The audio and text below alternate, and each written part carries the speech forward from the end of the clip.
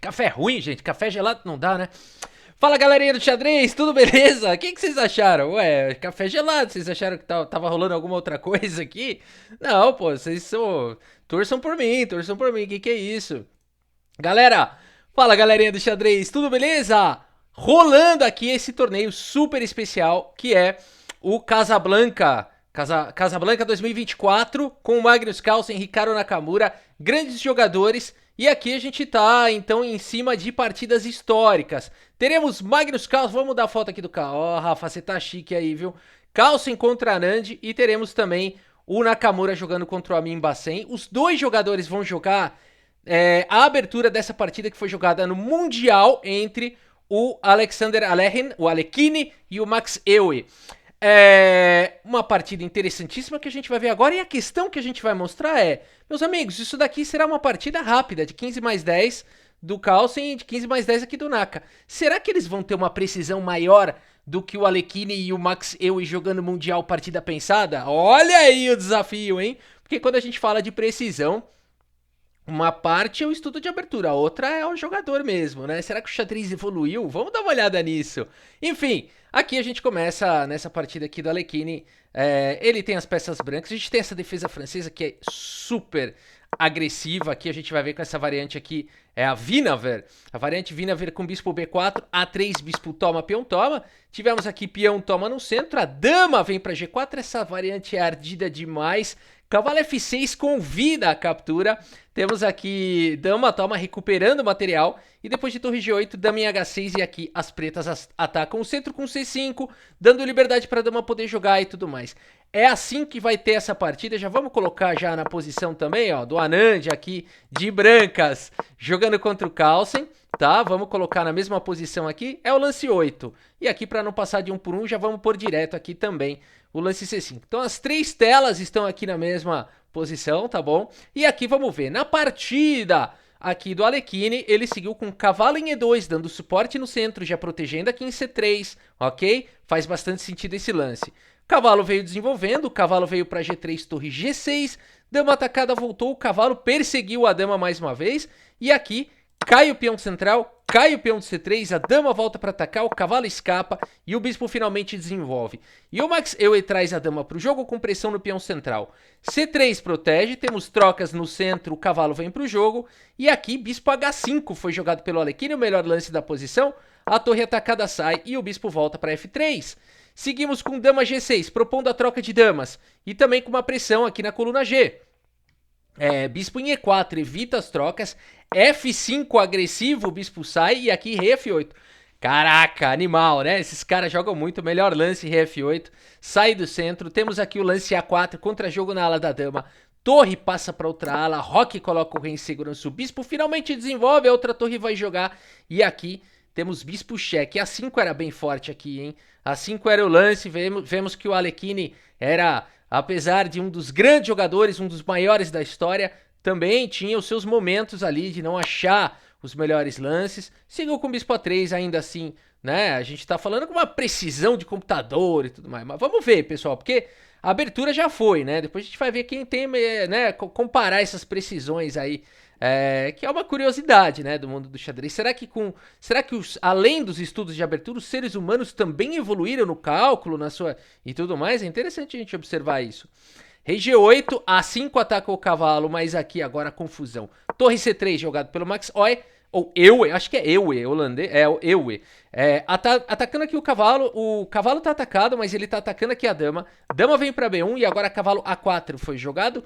Bispo por cavalo, peão toma e cai o peão de B7. Alekhine ganha a dianteira, ganha a iniciativa. A dama volta pra defender todo mundo aqui, né? Essa dama tá defendendo muita gente. E agora A6 defendendo a dama. Cavalo volta, temos o bispo aqui em C5.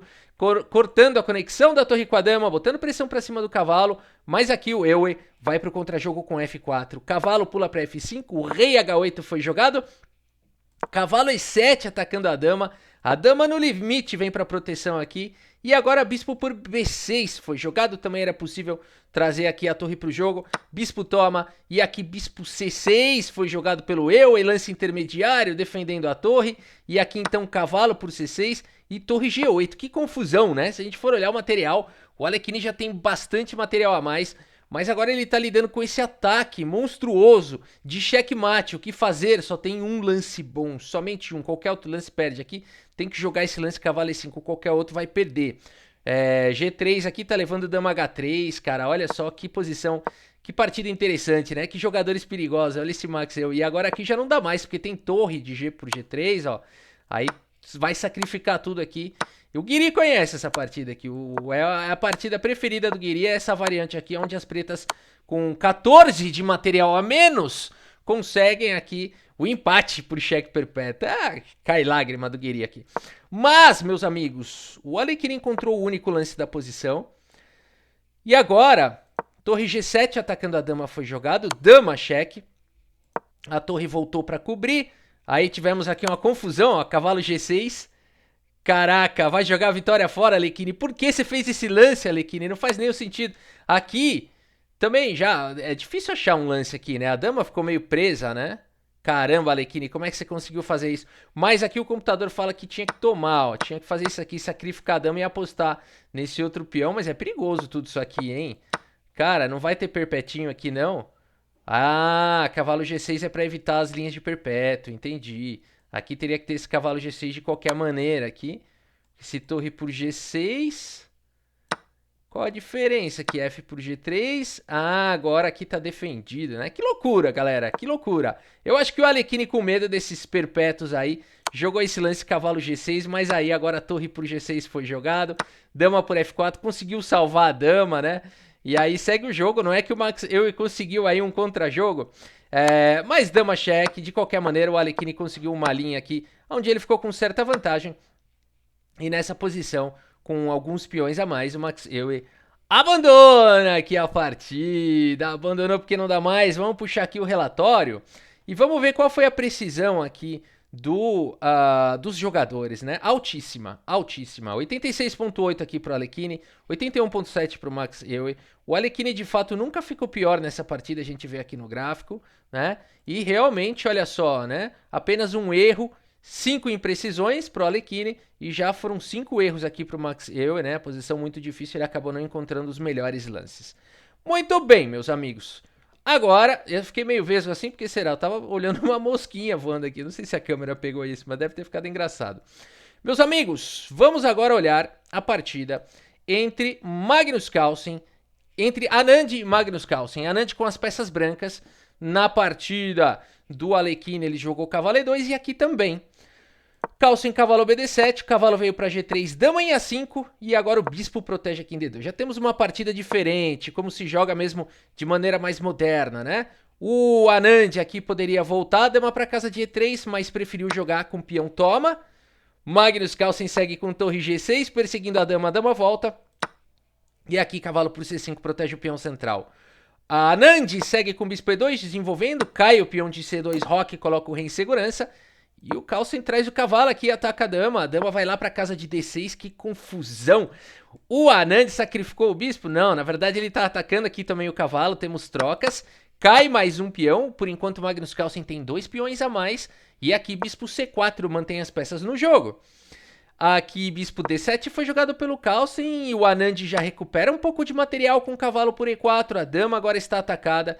E aqui então o Magnus Carlsen aproveita o tema que estava presente na partida do Mundial, né? Que eram os temas de perpétuo e tudo mais. E o Carlsen não perdoa não, meus amigos. Torre por G2, o Guiri vai à loucura. Que belo lance aqui do Carlsen, hein? Belo lance aqui do Carlsen, porque agora ele conseguiu aqui. Vale dizer que não fosse esse lance aí, realmente é difícil de defender essa posição, né?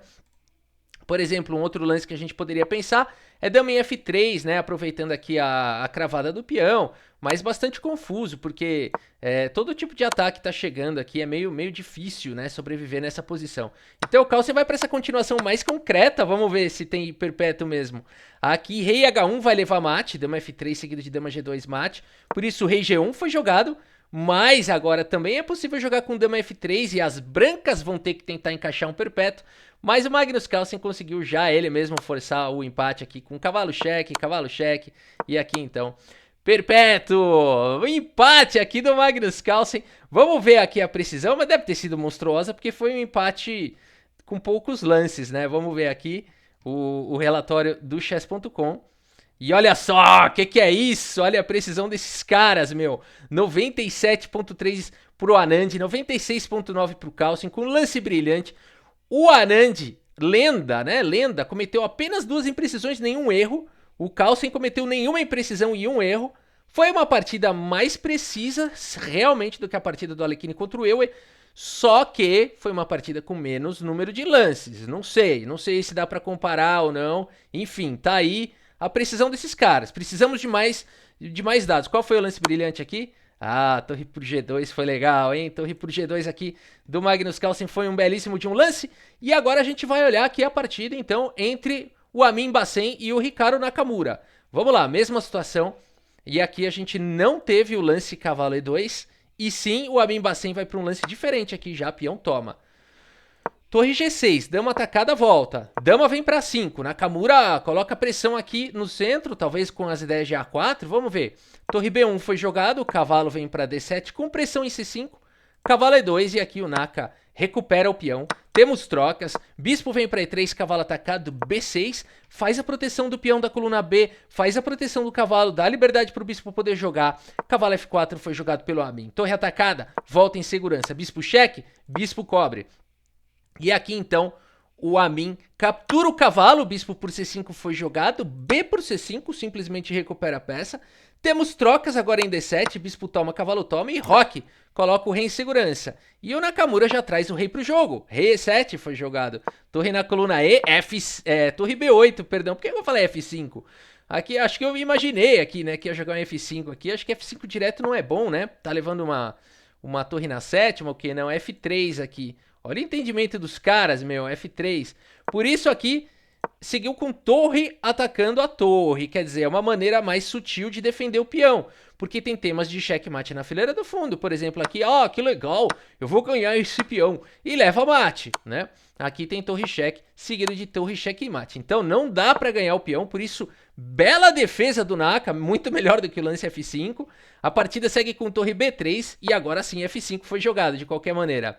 F3, vamos ver, o cavalo vem para F6, rei vem pro jogo também pro final, E5 ataca o cavalo, cavalo pula para H3, torre vem para B6, cara, essas torres aí protegidas pelos seus respectivos peões. Ah, é a Vespa de novo? Essa não é a Vespinha, parece a mosca da banana. C4 foi jogado e agora torre D6. Indo para a coluna aberta, entregando a coluna B, um lance bastante interessante do Naka, mas ele ainda pode proteger o peão se precisar. E torre B7 foi jogada. Aí a gente fala torre D7. Não, Nakamura vai pro lance rei E6, pendurou o peão. Nada disso, a ideia dos caras, né? Esses caras são surreais. Aqui tá vindo torre D2 e se cobrir de torre depois das trocas, tá caindo aqui em G2, né? Então, muito legal essa continuação aqui do Nakamura, muito elegante jogar rei E6. Por isso G3 foi jogado, olha a defesa do Amin, né? Já viu tudo também, mas o tempo do Amin tá caindo, hein? Agora a torre A6 defende e ataca, F4 vai pro contra-jogo, cavalo G4 com cheque, torre vem pra coluna D, que partida bonita. E aqui torre E2 foi jogado, um lance que faz bastante sentido, mas os computadores preferem cavalo com cheque, seguido de H3, um pouco mais ativo, um pouco menos defensivo, e deixaria jogar dessa maneira mesmo, né? E aqui poderia ter grande confusão, grandes confusões táticas, né? Mas aqui o Amin vai para esse lance um pouco mais passivo. E agora o Ricardo Nakamura aproveita para ganhar um peão. Já tem um peão a mais. Cavalo G5 cheque, o rei vem para F6 e aqui H4. Temos peão toma em F4. Peão toma H6. Expulsa esse cavalo daí. Torre F7, checkmate. Checkmate, acabou com a partida. O Nakamura levou mate. Não, não é checkmate, ainda dá pra escapar aqui pra G6, cuidado, olha aí, né? Só porque eu falei que é mate, você não precisa acreditar. Aqui, rei G6, então, foi jogado, e agora H5 com cheque, vai levar mate, nada disso, rei por H5 foi jogado, e agora cavalo em E6 ataca a torre. Seguimos com o lance torre D1, aqui passa a torre para segurança, cavalo G7 com cheque, não é possível que esse rei vai escapar. Rei G6 foi jogado pelo Naka. Temos agora o lance torre em C7, mantém a proteção do cavalo, coloca pressão para cima do peão. Naka segue melhorando a posição, cavalo em E3 com cheque, o rei vai para H2, cavalo F1 com cheque, o rei vem para G2. Torre G3, checkmate. Calma, tem rei H1 ainda, torre H3 com cheque, rei G1. Mas depois de simplesmente cavalo E3 com cheque, meus amigos, consequência de mate. Amin Bacen abandona aqui a partida. Abandonou porque não dá mais, meus amigos. Aqui tem sequência de mate. Vamos mostrar aqui uma possível continuação. Aqui, esse rei é F2, torre F1, simplesmente mate. E se você voltar a torre, né? O rei vai conseguindo escapar aqui, ó. Torre H2, cheque. E aqui, essa sequência aqui de cheque-mate. Olha esse peão participando do mate, hein? Partida incrível aqui do Naka, hein? Vamos dar uma olhada aqui na precisão desses jogadores aí. Porque realmente esses caras são de outro mundo. Olha o Nakamura, mandou também. Mandou uma precisão maior do que a do Alekhine contra o Ewe. 92.6, conseguiu a vitória, né? Aí a gente pode dizer que talvez o Amin Bacen não tenha a mesma qualidade de jogo dos outros. E por isso o Nakamura conseguiu uma precisão maior.